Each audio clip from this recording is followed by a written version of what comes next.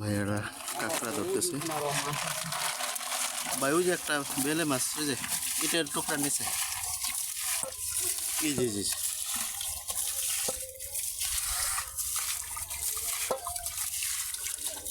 এই এই যে পাঁচটা হাত দেন, ওই যে মাল পাই গেছি, মাল মাল কি মাল পাইছেন এটা? Marble marble. বেল মাল।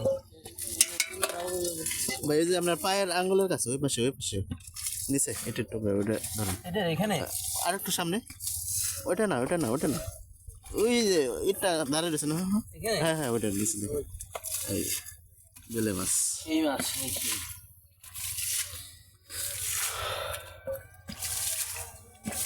কি করেন ভাই? জব কি করেন? জব না ভাই। আচ্ছা, আপনাদের কথাগুলো আমরা শুনতে আসছি আসলে, যে আপনাদের জীবনযাপন কিভাবে আপনারা জীবন তাই যাপন করেন আমাদের জীবন আমরা দেখতে আসছি। খুবই সাধারণ জীবন। খুবই সাধারণ জীবন না? কি এটা কি প্রতিদিনই ধরেন আপনারা হ্যাঁ, এভাবে প্রতিদিন এই পেশায় আছি। বেশি আছেন না? আচ্ছা, তাহলে কতগুলো কাঁকড়া ধরতে পারেন আপনারা দিনে? এই নাকি তো কখনো 2 কেজি 1 কেজি, কখনো হয় না, আবার কখনো অনেক বেশিও হয়। এটা কি কোথায় বিক্রি করেন আপনারা? তো এখানে বাজার আছে। বাজারে? হ্যাঁ, আবার আপনাদের টুরিস্টরাও নিয়ে যায়। ও আচ্ছা আচ্ছা। ওই চিংড়িগুলো চিংড়িগুলো তো বড় বড় চিংড়ি দেখে, এক একটার এক এক দাম তাই না? কাঁকড়ার একদম, চিংড়ির এক একদম। ওকে, ভাইয়ের সাথে কথা বলে ভালো লাগলো। আসলে এটাই তাদের জীবন জীবিকা। তারা এটা কি সিজনে ধরেন না সবসময় ভাইয়া, মানে কোনো সিজন আছে কি এরকম? না, এটা তো মানে কন্টিনিউ এইভাবেই চলতেছে? কখনো এইভাবে, কখনো জাল দিয়ে, অথবা কখনো গভীর সমুদ্রে। তো শুনলাম ভাইয়ের কাছ থেকে ভাইয়ের কথাগুলি, তারা কীভাবে জীবনযাপন জীবিকা নির্ভর করে। ওই যে বড় কাঁকড়া, এই বিশাল বড় একটি কাঁকড়া ভাই ধরবে।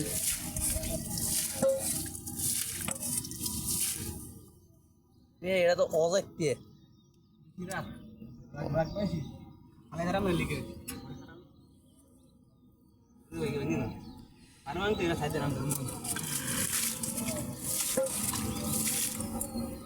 ভাই কোন কাঁকড়াগুলোর দাম বেশি পাওয়া যায়? এই যে বর্তমান সময় যেগুলি দেখতেছেন, এগুলাই লাল কাঁকড়া নাকি? জি জি, দাম নেই, খায় না, হ্যাঁ না না, আমাদের যে টাকা এটা খাওয়া যায়, এটাই হচ্ছে সবচেয়ে দামি। এটা না, যে এটা হচ্ছে দামি এটা কাঁকড়া। দেখতে খুবই স্বচ্ছ এবং সুন্দর। হ্যাঁ, এটা কি নাম? নাম নাই কোনো? এটা সাদা কাঁকড়া নামে। সাদা কাঁকড়া নামে পরিচিত আসলে। এটা মানুষ খুব স্বাচ্ছন্দ্যে খাইতে পারে, ফ্রেশ। আসলে এখানকার পানি তো ফ্রেশ পানি, কাঁকড়াগুলো ফ্রেশ। হ্যাঁ,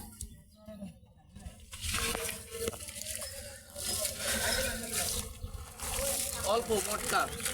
এখন দেখতে পাচ্ছেন জায়গায় জায়গায় কিন্তু এই গাছের গুঁড়িগুলো রয়েছে। তো যখন কিনা পানিটা ওজানের সময় কিন্তু পানিটা ভরে যায় এসে, তখন এই যে গাছের গোড়ায় যে গর্ত জায়গাগুলো রয়েছে, তো এই জায়গাটিতে কাঁকড়া আসে, বিভিন্ন রকমের মাছ চিংড়ি।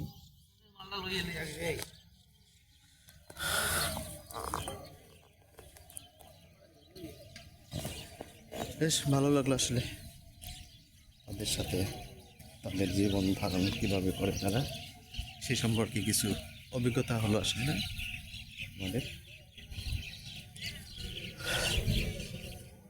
তো আসছিলাম সকালবেলা কুয়াকাটা থেকে, হচ্ছে গঙ্গামতি চর। তো এখান থেকেই মূলত সূর্যোদয় সূর্যাস্ত দেখা যায়। তো আমরা আসছিলাম সূর্যোদয় দেখার জন্য। তো এখন কিন্তু অনেকটা বেলা হয়ে গেছে, সূর্যটা বড় হয়ে গেছে।